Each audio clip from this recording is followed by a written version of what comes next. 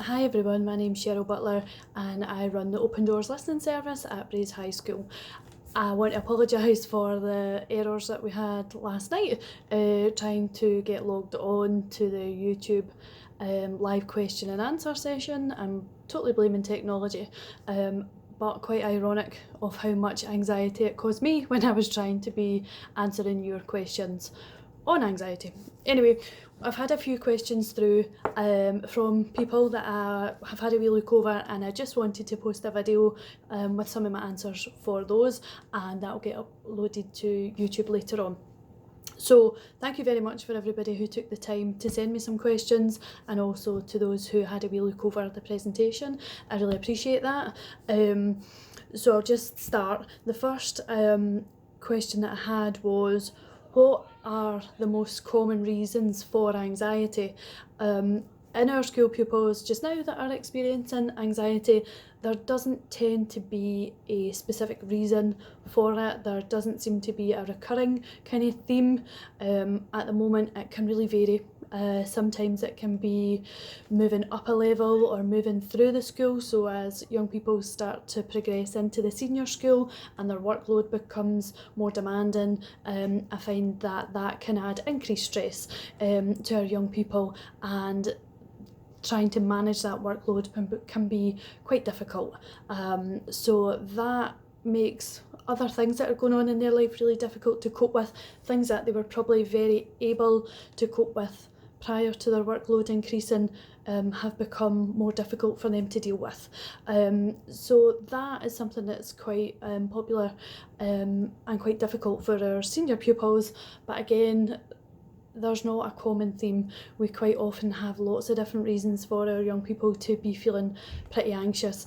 The first response that I always have to our young people who are feeling anxious is, it's okay. It's perfectly normal for you to experience anxiety and for you to feel that way, because quite often our young people don't realise that, and they feel like they're the only person to feel like that, and they think that that must mean that there's something wrong with them, when the reality is, I think as an adult we all know that anxiety is very common and we all experience it, and I always tell young people that some people suffer anxiety and some people experience it in different ways for different reasons. So I think the best approach that you can have to your child or your young person is, it's okay, it's perfectly normal. Please don't think that there's something wrong with you. Just be willing to talk about it. And it doesn't matter if they think that they shouldn't feel anxious, because it's not really a big deal. It actually is a big deal, and it will be a big deal for them no matter how big or how small the problem is. So that's a really important one that I always stress to our young people. Something that is obviously new this year for us that is causing anxiety is COVID. I had a few questions regarding COVID, and it kind of comes under the COVID anxiety sort of bubble, I would say.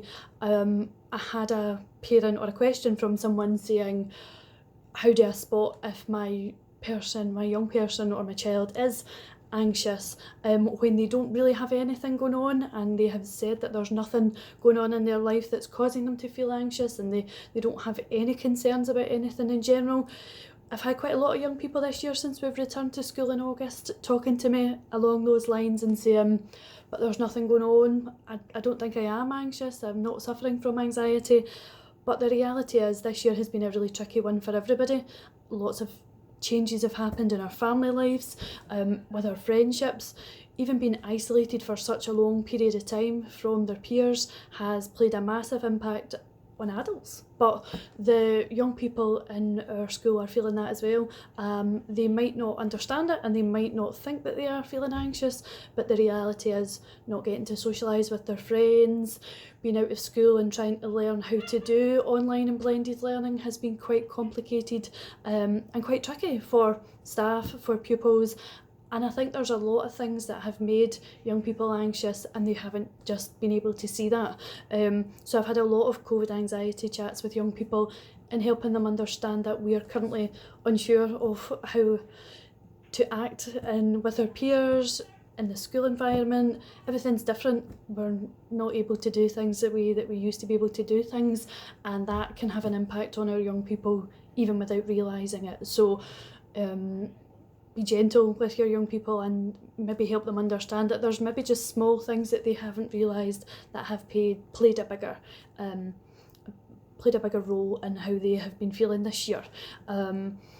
Again, if there's any support that you need yourself with how you're coping with what's going on just now, that can also be something that your young person is picking up on. Maybe they have seen the change in you and how you're coping with it. I certainly know I have had my ups and downs at home and in school when it comes to coping with all the new changes and how everybody's feeling just now. So I think it's perfectly normal that we're all feeling a wee bit unsettled and a wee bit unsure, and that's something that I've been reinforcing to young people who don't realise that they are experiencing anxiety, and just helping them understand a wee bit more about what that might feel like. If you've got any more questions on that, please feel free to contact me in the school and I can speak to you individually about that if there's any support that you would like with that. Another question that I've had is, how can I approach a conversation with my child if I suspect that they might be feeling anxious or nervous, but I don't know really how to bring that up? What I suggest is just being open with your young person and your child, saying, I'm a wee bit worried about you, I've spotted some changes in your behaviour at home, I noticed that you've been spending more time in your room than you would normally, I just want to check that you're okay. Your young person or child may just say, yeah, I'm fine. That's quite common teenage answer, I'm okay, there's nothing wrong. But I think if you feel deep down that maybe there is, maybe just gently pursue that. Keep asking, how are you? How was your day at school? I think the most feedback I get from young people is that consistency. Keep asking.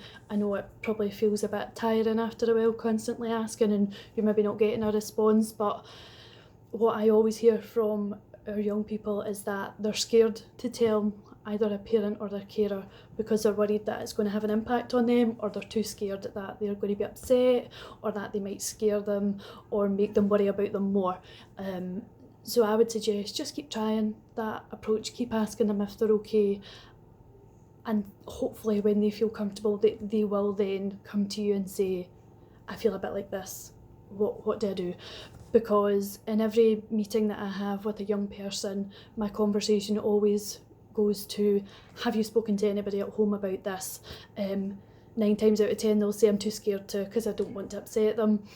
But normally the feedback from them after they felt able to do that is that, I'm really glad I did that, because actually now I feel more supported at home, and my mum or my dad was a wee bit upset at first, but actually once we talked it through, I feel like they're a really good support for me now. So I suppose it's always about just being able to ask that and feeling comfortable just talking to them. Something that all young people say when I'm speaking to them about talking to a parent about anxiety is they would like to just do things that they used to do with their family when they were much younger, whether that be going for a walk, maybe going to the cinema. No, we're not really able to do that at the moment, but every time it always comes back. I used to watch a movie with my family either at the weekend or of an evening. I sometimes like to go for a coffee or hot chocolate with my mum or my dad. I know in this kind of times it's really difficult even to get to do these things or to find the time to do that because we're trying to manage busy lives, but every time when I'm talking to a young person, what they really appreciate the most and find is the most support for them is their parent being able to find, even if it's a small amount of time in a week or a day, just to sit down and say, how are you? Let's go and talk about you. That can be quite awkward at first, but I think the more that happens, then the more comfortable your young person will find these conversations.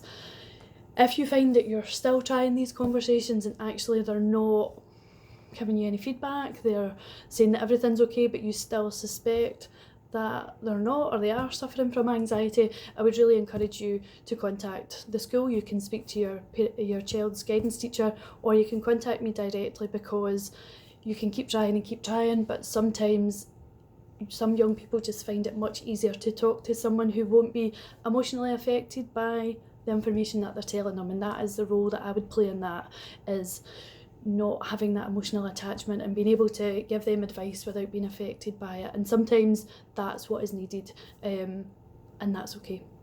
And then I would follow the process of trying to encourage them to speak to you about it so that they do have that support at home as well. Another support that is available, because a question came in just saying, talking about different supports, and I put a few online because I'm aware that there are quite long waiting lists for external support. One that I hadn't talked about was FADAM, which is Falkirk District Adult Mental Health Association, and they help young people who are 16 normally. There was a period where they helped younger children, but as far as I'm aware it's up to 16 now.